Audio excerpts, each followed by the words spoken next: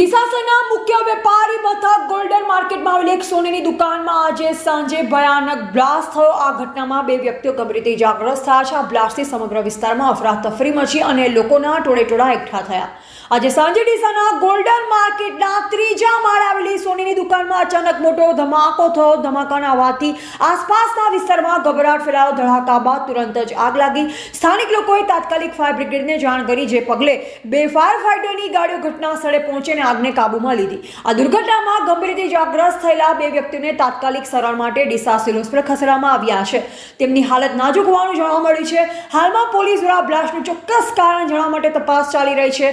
ઘટના બાદ લોકોના ટોળેટોળા એકઠા થઈ જતા પરિસ્થિતિ વધુ ગંભીર ન બને તે માટે પોલીસે તાત્કાલિક કડક બંદોબસ્ત ગોઠવી દીધો છે। પોલીસની ટીમ અને ફાયર બ્રિગેડના જવાનોએ સંયુક્ત રીતે બચાવ કામગીરી હાથ ધરી છે।